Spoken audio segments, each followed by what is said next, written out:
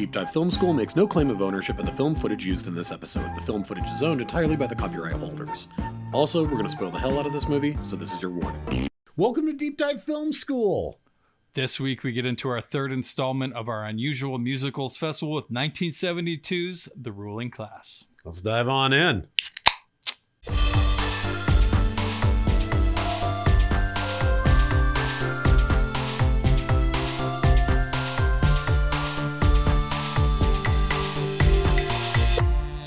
All right, everybody, I am Adam Sherlock.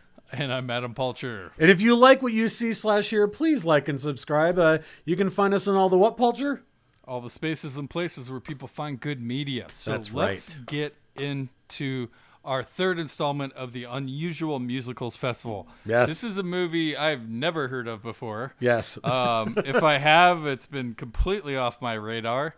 And so this was the only one in our festival that I hadn't even heard of. So Yes. I know this is something that you said that you saw at an early age that you probably shouldn't have. This movie, there's a lot to talk about with this movie. It's a very strange movie. Yes. Yeah, we can get into what exactly I liked and didn't like about it. But what made you want to suggest it for this festival? I guess part of it is like I've never had an opportunity to talk about this movie before, even though it's one that I've seen several times, again, since the time I was about 12. I've seen it numerous times. Watching it again this time, I think that I was like, oh, wow, yeah, I can't believe how many times I've seen this. There's so many sequences in this movie that I remember almost word for word. And I think that I'm glad we're talking about it because, again, I think that for the unusual musical aspect, it is one of those ones that very much so when the song and dance numbers pop up, as watching it, you're like, well, there is no band and we're definitely dealing with a crazy person here. So like how much of this is just what's happening inside that crazy person's head and these other people are like singing and dancing along with them and you're like, and then it stops and it's never acknowledged again and you're like, that's very surreal. Yeah, the whole musical side of it, I don't even know if I would classify this as a musical, honestly. But I wouldn't either, other than these handful of like flights of fancy where it hops up into a musical number that you're like, that is so strange that just happened. Like I can't even pin it to anything. But the other reason why I'm glad we're talking about this movie is that I started thinking about it and I was like, we'll talk about this more as we get into the plot, but I was like, how many other movies do I know of where our main character does such a diametric 180 degrees turn in their character development halfway through the movie in such an intense way? And I was like, that's really rare also, sort of what it leaves us with, I guess, in that way. Sure, I was going to make another regarding Henry joke because Harrison Ford does take a pretty good... That's another good example. It happened. It's less than halfway through the movie, but you're totally right. Peter O'Toole doesn't get shot in the head here, other than he gets shot in the head with invisible electronic rays by another crazy person. This movie is wild. I don't know how much I loved it. I appreciate it. My favorite part about it was the sense of humor. Yes. Because it definitely has a Harold and Maudish, like dark sensibility to it. But I didn't love the characters, except for Tuck the Butler, who is the best character. He is the best character for movie. sure. Yes. I enjoyed the movie, but there's so many times where that did start happening, and you know how last week we were talking about what makes a musical work for me is if I roll my eyes or not, and I kind of rolled my eyes here. Obviously, there's a lot more layers to what's going on. You know, he is a paranoid schizophrenic. He thinks he's Jesus Christ. And this kind of stuff. We can get into some of these things. Let's get into a little bit. So this is directed by Peter Mazak, who did The Changeling. I don't know if you knew that. The only other movie that I knew that he did, and what's I would actually say you know his third and possibly best movie. Oh no, what is it? Species 2. Get away from her!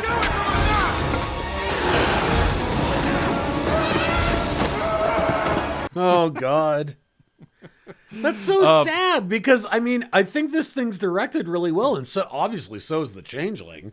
Changeling's an amazing looking. I movie. love Changeling. That's a great horror movie. And I would actually say I can see some similarities between that and this in the sense of like the great big gothic house and some of the shots, like the way that he like frames things here. I can see a lot of comparisons, but obviously the topics are totally different. For sure. We could get into how this happened, but a House of the Lords dies, right? This rich erudite man, you know, this beginning scene where they're all in this room and it's shaped like a big cross or a T. You know, he could have just had a heart attack in bed. He could have easily. And instead, this entire opening sequence is so strange and amazing. I just love it with the, how about the silk tonight? And he's like, Tuck, the butler, is offering up one of his satin, one of his numerous nooses that he apparently like asphyxiates himself with as this royal judge. It's so ridiculous, and he's wearing a tutu. It's just again, like you said, Harold and Maude. I mean, it is that level of like, what am I seeing? Like, what is this? Yeah, just like how dark it gets.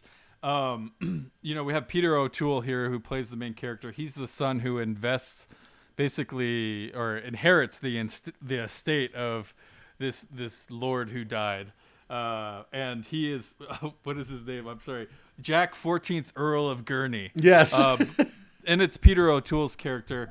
And so I don't know. There's a lot of there's a lot of this is a very English movie, right? Yeah. So this could have easily been directed by a rogue member of the Monty Python Flying Circus. Oh, right? completely. And I think a lot of the sense of humor at times reflects that. And I think one thing to mention here is it's not just an inheritance of this massive estate, but it's also an inheritance of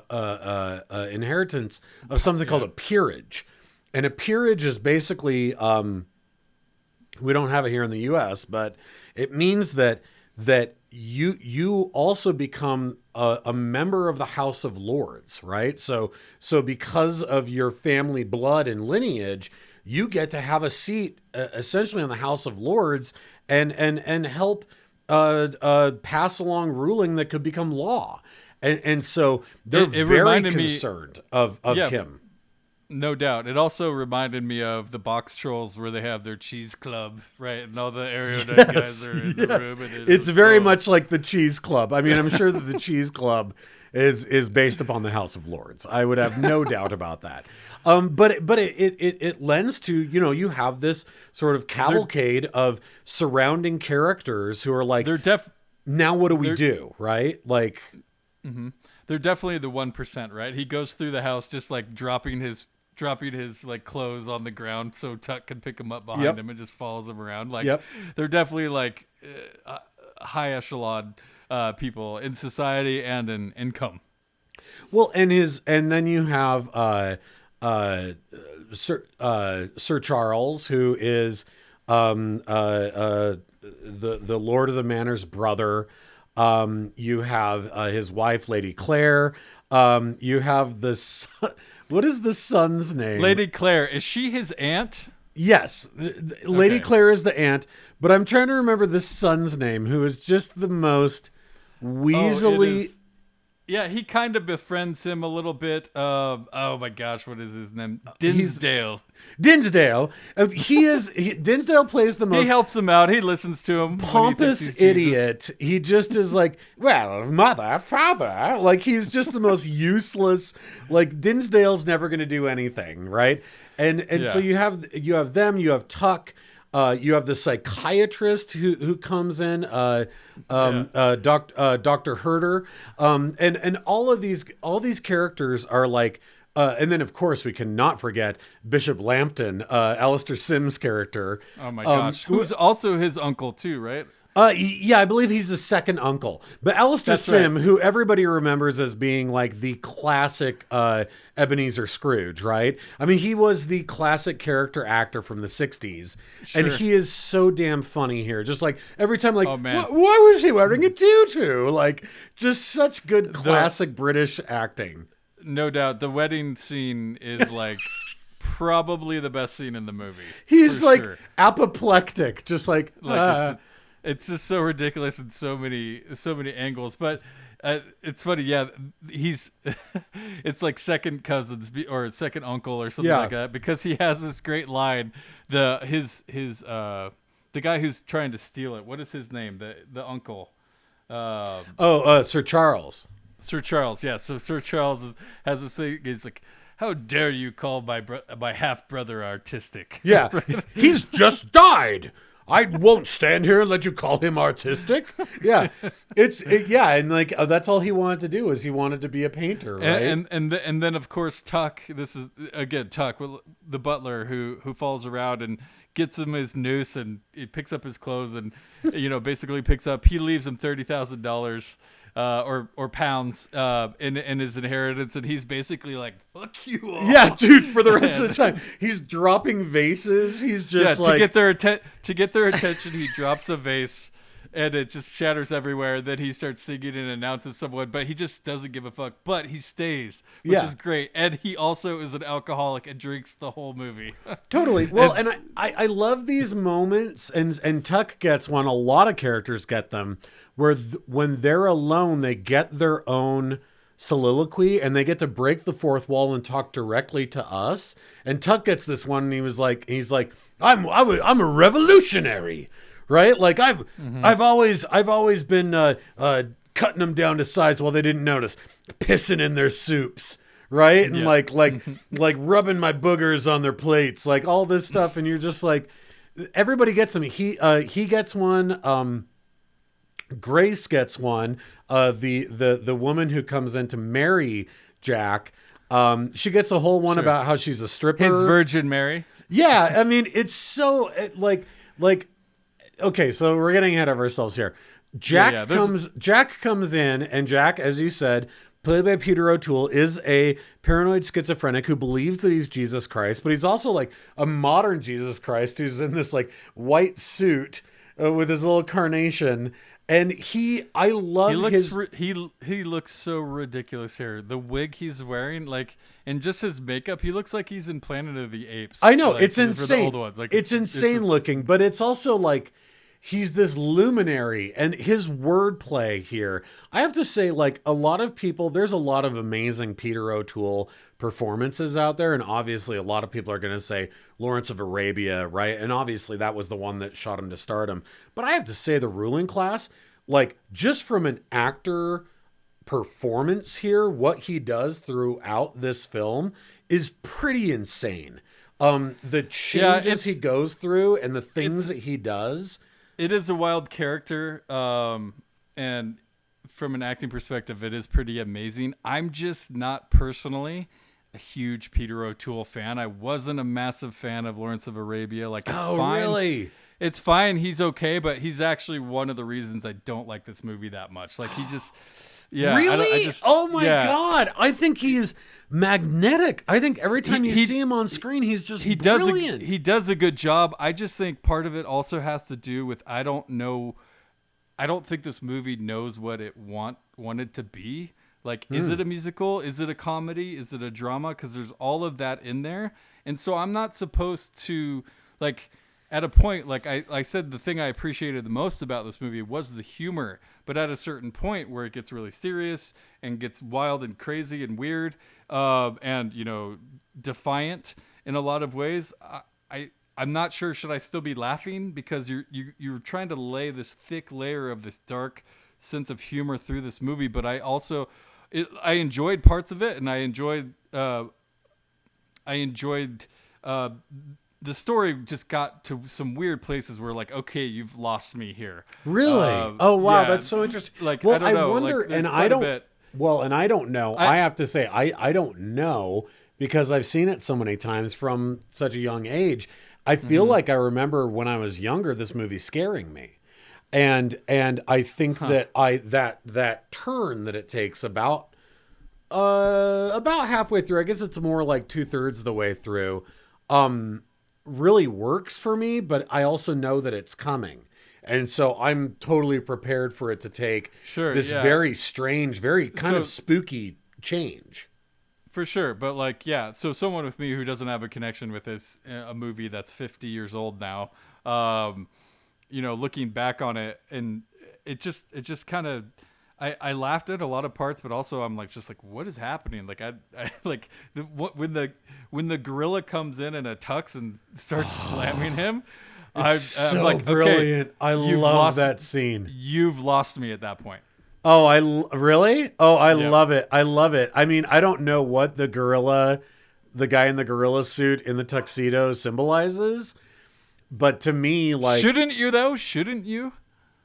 should I know what it symbolizes? I guess when they're taking you on this journey, I feel like you should like get an explanation to what seems to be a pretty pivotal point in the third act. Yeah, but I don't know that it's. I mean, I think more so it's just. I don't know why it's a gorilla. I don't know that. But it. You could see what I'm saying here, but I do. I love wondered. Smat- I mean, I wondered what you thought of this. I think if you were. I think that it may have worked better if you were a bigger fan of Peter O'Toole, because so much of the movie hinges on his No doubt. performance, and I'm a For huge sure. fan. I'm a huge fan of his.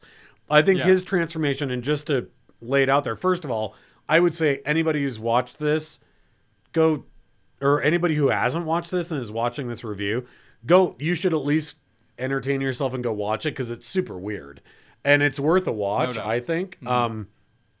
But spoilers, I guess from here on out. But This I this do this doctor puts him through this, like, what I think is pretty interesting psychotherapy, which is bringing in another crazy man who believes that there's a he's God fight. and it's a God fight. And I love that there's a little hint of this early on where they're walking through the sanatorium that he's at, and we see that god, the electric god, walks by. You see him wringing his hands in his leather gloves as he walks by, as an early kind of peppering. And it's fun to be like, oh, that's him. Now he's back. That's the guy.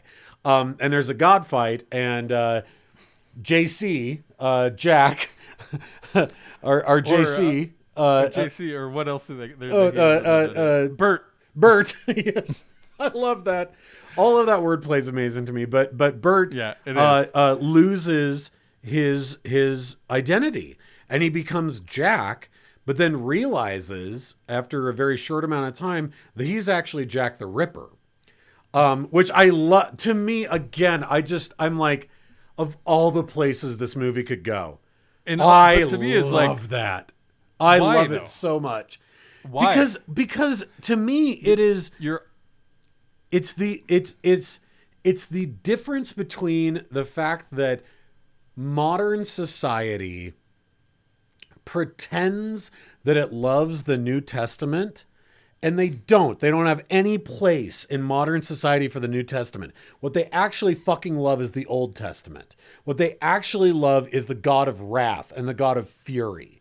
And that he, as the New Testament God, everyone thought he was crazy. And the second that he decided he was actually the Old Testament God, he was Jack the Ripper, and he was willing to murder, and we got to bring back corporal punishment, he's cured.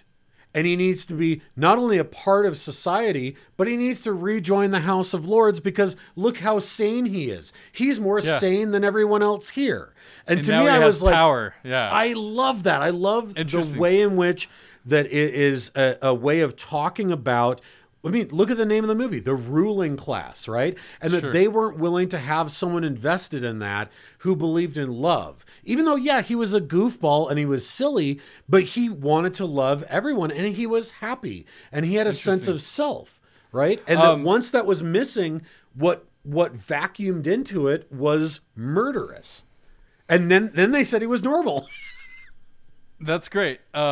No, you convinced me a little bit on that. I hadn't really put together the New Testament side of that and the kind of hypocrisy there. It's a little veiled, I guess, inside of the movie. So A maybe I didn't little catch- bit. I mean, again, catch I think that, once but- you take a step back, you can see Yeah. the full arc of everything. And once they've quote unquote cured him, it is the destruction of the entire family. He kills his wife, he kills his aunt, his uncle, his great uncle, the minister, and the therapist are all in the insane asylum, and then his loyal Tuck has been arrested for being a communist, right? And a murderer. And so the entire house has fallen apart once they've quote unquote cured him. And the Yep. entire House of Lords fucking loves him. I mean, to me, and I'll just say this movie to me is the dark side of the penny if the light side of the penny is being there. If the movie being there is the light side of the penny, the dark side is the ruling class. I could see that. Yeah. Similar setups.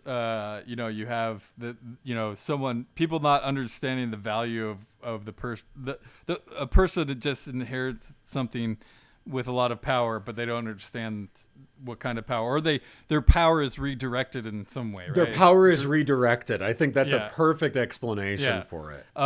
No, I did appreciate parts of this movie. Again, I laughed a lot, like the Jesus jokes when he's carrying the cross. He goes Christ, and my God, and he comes back and he's like, yes. yes. And they're like, oh no, I'm sorry, no, you're fine.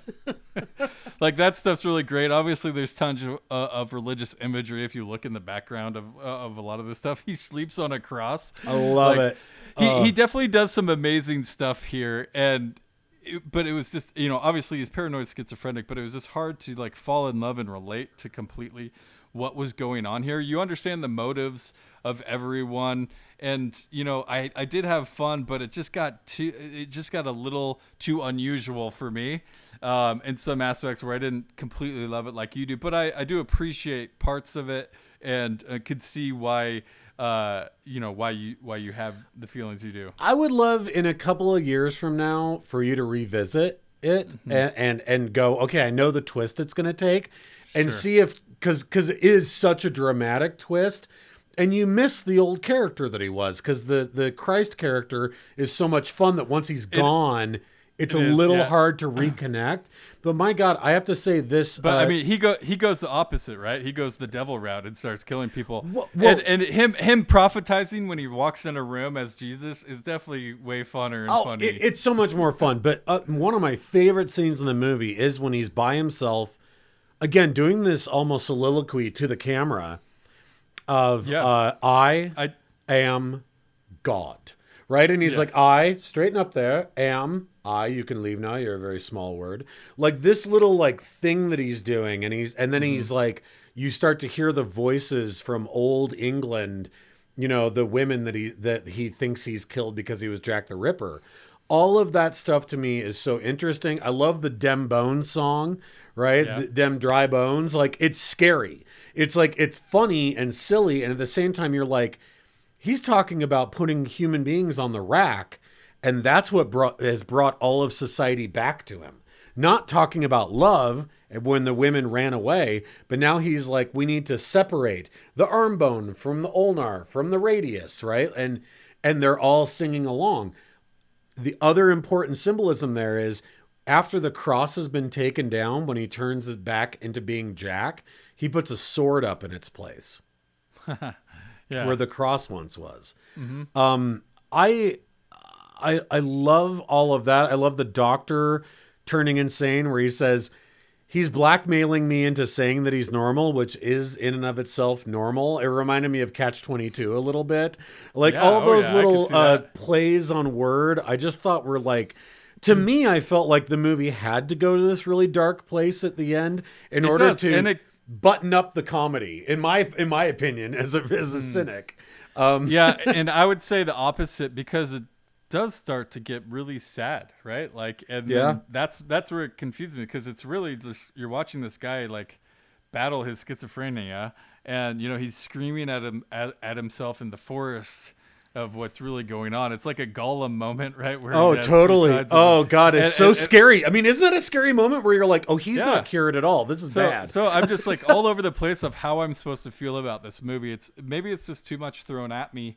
But an odd movie for sure. Interesting choice. But I do always love the this person is sensible and normal now, and that's when they're really dangerous, right? Yeah, exactly. Well, I think that and one of the best moments is when he frames Tuck, who we've loved this whole time, and Tuck gets taken away, and the very first thing the uncle says is, he was fine before he got that money. That's why you can't give the working class money. Right? Yep, And you're like, that's how evil yeah. these people are, right? Well, he starts getting power and he starts preaching fear to those lords, right? Like we've seen that 1,000 times. Well, let's talk about this very end scene when he's preaching that fear and he sees the House of Lords as corpses in a crypt. Yeah, they're as skeletons. Yeah, And you're just seeing it through his eyes, and he's back to normal, and you're seeing it through his eyes. And I just thought to myself, like, it reminded me of American Psycho, right? Where it's like you think of Patrick Bateman talking to the girls and then thinking like, I want to see her head on a pike, right? Like, isn't that weird that we're comparing the same movie of American Psycho and Harold and Maude? Like, that's just, and Monty Python. Like, it's just all over the place. There's layers, man. There's so many layers. And the final one, I think, I love the last musical number that his wife does, but gets cut off because he stabs her. That's right. And then we hear the baby saying, I'm Jack, I'm Jack. And you go, oh my God, that kid's going to grow up and be a psychopath too. Yeah. The little kid voice at the end, like, yeah, it felt like a horror movie at the end. Totally. That's why I love it. It goes all over the place, man. All right. One thing you got to explain to me before we end out here. Okay. What the fuck is this robotic fox pissing? Okay, that I do not understand. That's the one moment of the movie that I have no... Okay, Like, next to the gorilla in the tuxedo, I don't know what is up with the robotic fox.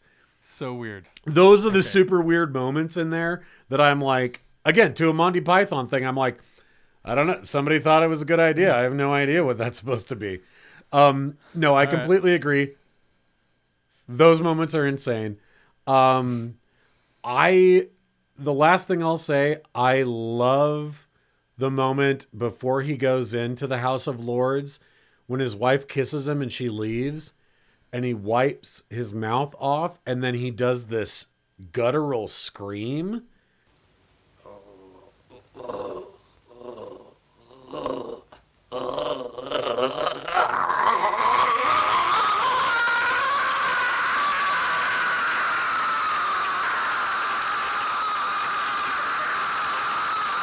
It is like so scary. It is such a amazingly scary moment where very little happens, but you're just like, oh, this guy's out of his mind. And I love that moment. Scary, for sure. Again, scary. Yeah. Awesome. Well, that is our review of The Ruling Class. I love throwing this kind of 1972. weird ass shit to you, though. No, absolutely. Especially if I've never heard I of it love before. that. Yeah, It's always fun. Yeah. No, absolutely. It was an interesting ride, and maybe I will check it out again and just see how I feel about it. But definitely fits into the unusual, maybe musical. There's part what, of this 6 festival. songs in it? I think there's about 6. they're like 15 seconds though. They're not like full songs really. Yeah, but they're still like, why did that happen? Oh, because this person's crazy and they think that it happened. Which is why I like it. 95% of this movie is not a musical. That's fair. That's totally fair. But I did after what, 13 years get you to watch The Ruling Class. So that's a victory for me. There you go. Next week, we're going to end out our Unusual Musicals Festival with Lars von Trier's Dancer in the Dark with Bjork. Oh, that's going to be a good one. I can't wait to watch that again. Oh, yeah. And talk about that movie. Please like and subscribe if you like what you saw / hear today. We're trying to grow this channel with love, and we hope you join us. So we will see you next week. Thanks for watching. Bye, you guys.